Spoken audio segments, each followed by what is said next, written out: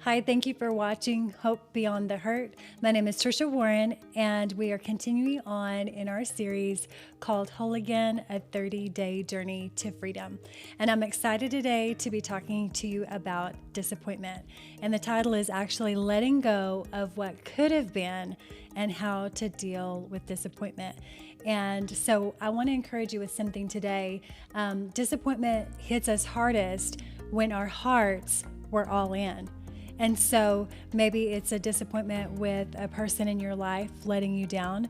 Maybe it's a disappointment with a situation that you thought was going to go a certain way and it didn't. And maybe it's a broken dream, a missed opportunity. So that's why we're talking about disappointment today, because what I found in my life, it's like I'm being held back by this hidden force, and this hidden force is disappointment. So I want you to think in your mind right now, and you can probably think of a time where there was a disappointment. And if something comes quickly to your mind, chances are that's a thing that you haven't let go of. And it could be the thing that's holding you back from moving forward, because disappointment can be so subtle, especially in relationships. And if you don't really learn how to root that out, then you can stay stuck and it can keep you literally from growing. So we're going to look at that today. Disappointment is a feeling of unhappy, let down, dissatisfaction because something that you hoped for, expected, or wanted didn't happen or didn't turn out the way that you wanted it to. This can be big or small, but the small things like we can work through easily, but the big things, they may take some actual getting in there, doing some hard work to be able to move past those. So disappointment left unchecked can lead to many other different emotions. They can lead to resentment. It can lead to unforgiveness. And so that's why we want to learn how to deal with that. And I almost liken it to being held back, like something's pulling you backward, and you keep going back to that one moment in time where that event happened. And there's still a little bit of tenderness there. There's still a little bit of hurt. When I was thinking and preparing about this, I was thinking about a situation where I literally was taken back to that moment in time. This was probably 6 years ago. And that event, I still remembered the feeling of that disappointment and how if it could have gone a different direction, why didn't it go a different direction? How did I not see that coming? And those types of things. And so what can cause disappointment? We want to address those things. It could be a broken trust from a spouse, a friend, even a child, a parent situation. It could be hurts from things that were said to you, things that were done to you, unmet expectations. I'm telling you what, this is a big one in relationships. Unmet expectations can bring a lot of disappointment. Things that you were unaware of, failed goals. These are some areas in your life where I would just encourage you during your quiet time. And again, we've been encouraging you to talk to the Father about your heart. Really sit there and spend some time alone. And a lot of people, they really don't like to do this. They don't like to get alone with their thoughts. They find themselves constantly watching TV or having some form of media on all the time, going through social media. Listen, I encourage you, you really need to do some heart work. And that requires you to spend some time in the Word, because what the Word does is it opens you up to really see things in your life that you wouldn't have seen without His help. The Holy Spirit is so gracious, and that's why we have to partner with Him. And He does that through revealing to us things through His Word. So what happens when you don't deal with disappointment? There could be mental and physical stress. There could be self-sabotage. There could be difficult dreaming or setting new goals. There could be bitterness and resentment, again, from that situation where you thought that things were going to be different and they weren't. And so there's some bitterness and resentment in your heart. And how do you know that there's bitterness? Because when you're around that person, it's gritty. It's almost as if you still have these underlying emotions that are negative toward that person. That could actually mean that you have some bitterness and resentment toward that person. There could be anger. You're fearful, fear of man, You're fearful of what they think. You're fearful of what they're going to do next, all of those types of things. And that could all be stemming from disappointment. There could be fear of rejection. There could even be self-doubt on your part because you thought that things were different, and then you find out, and now you're left to question yourself. I know that that's happened for me. So you don't want to leave disappointment undealt with, because it will lead to all of these different emotions. And I'm telling you, if you don't deal with deal with your emotions, you can be as healthy as you want to be. You can be running a mile a day and eating healthily and doing all those things. But if your heart isn't healthy, you can be opened for disease. You can have opportunities to deal with sickness, ulcers, anxiety can cause all kinds of different heart issues and all of those things. So I'm telling you, disappointment it may seem like not a big deal. I even heard a motivational speaker talking about disappointment not being a big deal. Well, it can lead to other things that can be a big deal. So you don't ever want to leave anything in your heart unchecked. You always want to be in the framework and in the frame of mind like the Father. And the Father is full of love. That's who He is. Love is God. And so when you're not operating in a place of love, if you've got these feelings of negativity, and a lot of people think, well, that's just how it is. You know, I'm a human being. I have negative emotions. Well, you can learn how to flip the switch on that, and you can channel that negativity. You can say, you know what? I'm going to take those thoughts captive. I'm not going to be a negative person. I choose to look at the life and the love side of that situation and not look negatively on every single thing. Another thing that can happen with disappointment is people get isolated. You want to build up walls to protect yourself from those disappointments. And so you can see how, if you don't actually deal with the disappointment, it can lead to other more serious issues in your life. Because again, I've found that one situation, and it doesn't have to bleed into other relationships, but if that one relationship, you were disappointed in that situation, and it causes there to be a separation and a division with you and that person, especially if it's like a parent-child situation or your natural parents, your spouse, that disappointment can breach relationship and it can cause major problems. And I don't know about you, but I don't want major issues with my child. I don't want there to be major issues with my husband. I don't want there to be major issues with anybody that I'm closely in proximity to. I want to tell you a funny story. When I first got married to my husband, Chad, I have 2 bonus sons. And so we were learning how to acclimate with each other and learning how to do things. Well, in my house, the way that I'd always done things, you don't sleep with your comforter. And throw a comment down below and let me know, do you sleep with your comforter or do you fold your comforter back? I need to know this. Do people actually, was it just me? Am I just weird? Am I the only person that folds the comforter back and that doesn't sleep on your decorative pillows? Am I the only person? If I am, that's okay. But anyway, just throw a comment below and let me know, do you sleep with your comforter?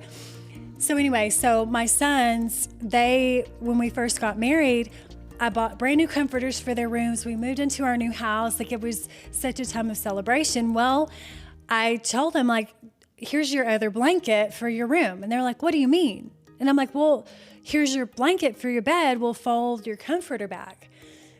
They didn't understand that was an actual thing. And so they're like, no, we sleep with our comforter. And I'm like, no, you don't sleep with your comforter. So anyway, the first couple months of when they came and stayed with us, we fold the comforter back.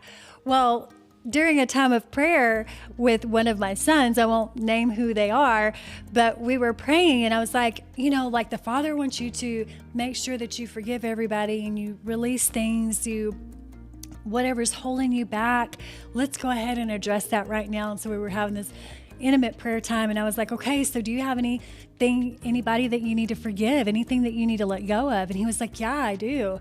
And I was like, oh my gosh, what is it? What do you need to let go of? Who do you need to forgive? And he was like, I need to forgive you. And I was like, oh my gosh, like, what did I do? What? I'm so sorry. Like, what did I do to disappoint you, to let you down? And he was like, you won't let me sleep with my comforter. And I said, are you kidding me? Like, this is why you've been resenting me and upset with me and like disappointed in your life, is because you can't sleep with your comforter. So you better bet we've been sleeping with our comforters ever since. Like the whole Warren family let me know that night that they all wanted to sleep with their comforter. So we've been sleeping with our comforters ever since. That may seem funny, but honestly, like, that was keeping him distant from me because of just a small thing. But I'm telling you, those small things can cause big damage, and you don't want that to in your life.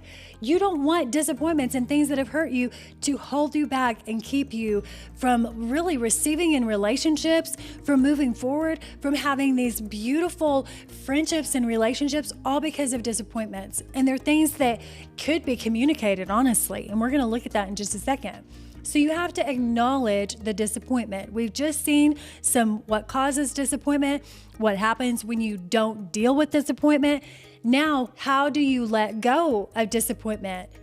Some of these things may have been way back, and you're like, Trisha, like, what if I don't remember all the details of it? Well, let's walk through it. So when you acknowledge the disappointment, you can sit down and you can say, like me with that thing that happened 6 years ago, I had to do this. I'm like, okay, why is this still a thing in my heart? Like, this shouldn't still be here. It didn't seem like a big deal then, but it still stuck out to me. So I sat down and I kind of thought through that situation. Why did that hurt? Because honestly, I didn't expect it to happen. I really thought that things were going in a certain direction, and literally it was completely the opposite of what I thought. So I had to, I was hurt. I had my expectations weren't met. I felt a little betrayed, and it wasn't like a huge deal, but there was betrayal that I had to deal with. So when you write down the event, you write down the emotions that surrounded it. Because honestly, if you stop and quiet yourself, you can go back to that moment and you can feel what you felt. So you need to release those things. Some people burn them. You can write down the situation, write down your emotions, and determine to let it go in that moment, and then flush it down the toilet. Some people write it on toilet paper. Like, don't write it on a piece of paper and then flush it down the toilet. My niece told me the other night that she flushed a troll down my brother's toilet. And I'm like, don't flush anything down the toilet. She said, well, it fell in there. I said, okay, well, you got to get it out. Like, you don't flush a troll, but you do flush toilet paper. So write down what hurt you on some toilet paper and get that thing flushed. But you have to really determine to work through those negative emotions. So that's what you do. You journal, you write those things down, you choose to either forgive yourself, forgive the person that let you down.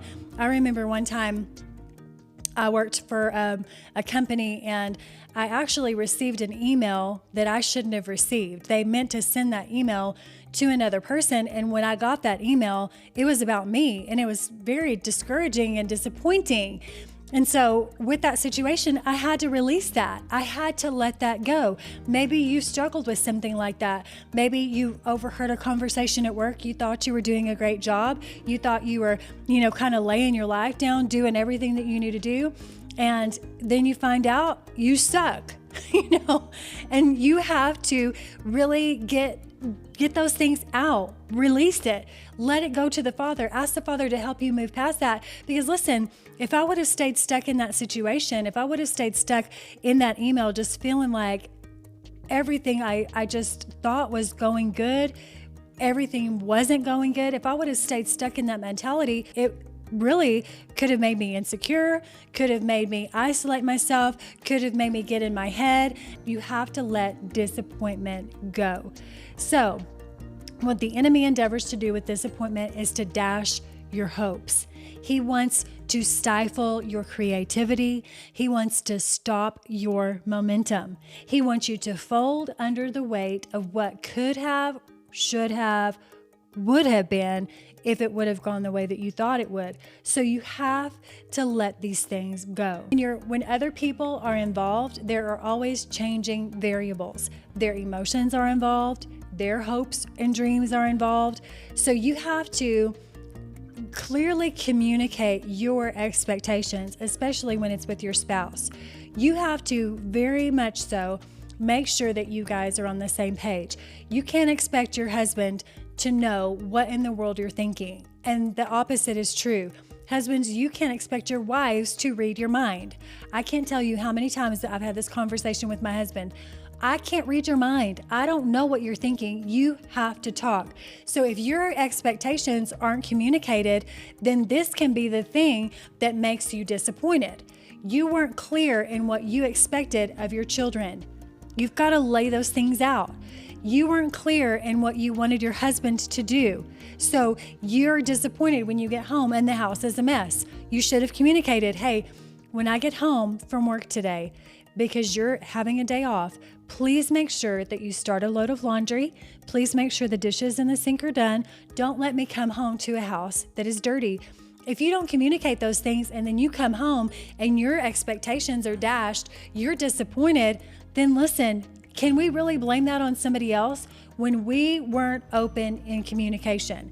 So, but with other people, when they're disappointed in us, that can be a little bit more challenging because we're thinking, I didn't know that you wanted that of me. I didn't know that you expected that of me. That's why, especially in a job situation, if you find that your boss is continuously disappointed in your work ethic or what you're doing, then you may need to ask them for some clear-cut guidelines and expectations of what they would have you to do. Because if you don't know what you're supposed to do and you're doing what you think is most important and it's never what they think is most important, then maybe you need to get on the same page with them so that you're not constantly feeling like a failure every single day. Or even with your spouse, you feel like they're unhappy with you all the time. Find out what is really going on. Okay, what do I need to do differently to help you to be more happy in this relationship, to find more fulfillment in our marriage? What should I do differently? So many people they're scared of these conversations. But if you don't have these conversations, then it will keep you divided. It will keep you separated. It will keep you from being intimate and close. And that's exactly what you really want. Also, I've learned with people, you have to hold the relationship loosely. You can't expect of them things that you shouldn't expect. People cannot be your happiness. People can't keep you happy. They were not designed to be that, not even your spouse. Your whole heart and your life and your purpose and your plan and your joy has to be found in your relationship with the Father. People in your life are just bonus. Your husband is bonus, or your wife, your children are bonus. You know, so many single moms, and this is what I found even with my relationship with my son when I was a single mom, is they cling too tightly to that child, and they felt suffocated.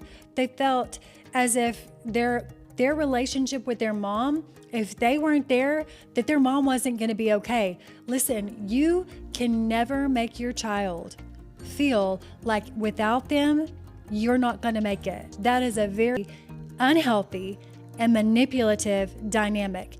Your child should be free to do what they want to do, have friends, go do their life, and you have your own friends, you have your own life. Please don't suffocate your children when you're a single mom and make them feel like without them, you're not going to make it. Because that can lead to a lot of unhealthy dynamics in that relationship, and they will leave you as soon as they can. You need to hold people loosely, but communicate your expectations of them. That is the way that you have healthy relationships. And listen, people can't make you happy. And if you try to make sure that they're always making you happy and doing everything just for you, then you will remain disappointed. Because the word says in Psalm 62:5, "My soul wait upon God only, for my expectation is from Him." Your expectations need to be in the Father. He's the one that provides you the joy. He's the one that provides you the strength. He's the one that provides you everything that you need. And from that outflow of His love and relationship with Him, you have a healthy marriage. From that outflow of love and just what he brings to you, to your life through his word, then you're able to healthily have a great relationship with your children, have a great relationship with your friends, because you're finding what you need in him. And then all of these other relationships are just a bonus. So it says in Psalms 34:5, those who look to him are radiant, and their faces shall never be ashamed. So that's how you just keep your perspective and your expectations right with people.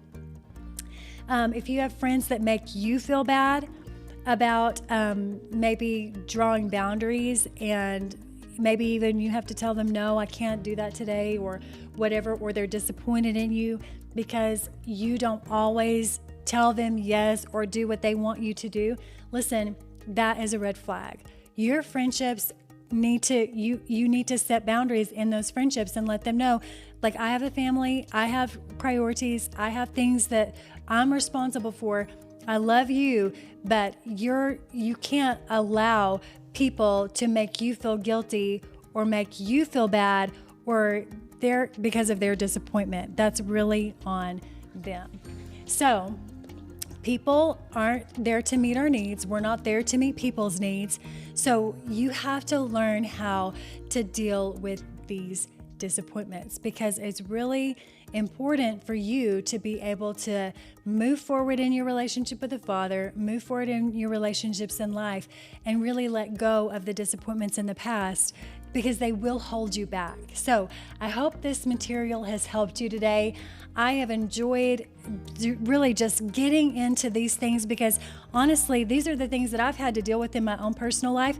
And I know that they're real deals. They can literally be the things, and they seem like small things, but the word says that it's the small foxes that destroy the vine. So let these things help you today. Use them as encouragement to really push yourself to get over the past. It's time to move forward into all that God has for you, and you can't do it when you're holding on to those things. So if you've enjoyed this content, please subscribe, please like and share it. Please comment below, especially about the comforter, if you sleep with your comforter or not. But I love you guys, and I'm so excited about everything that God has for you. And please, again, be ready and watching for my book that's coming out in just a few months. I'll let you know as soon as it's time to pre-order that book. But it is called The First 24 Hours, What to Do When You Find Out That Your Spouse Has Had an Affair. That's going to help so many people. I'm so excited about what God has in store for Hope Beyond the Hurt. So please stay tuned, be watching for the next episode, and I'll see you guys soon.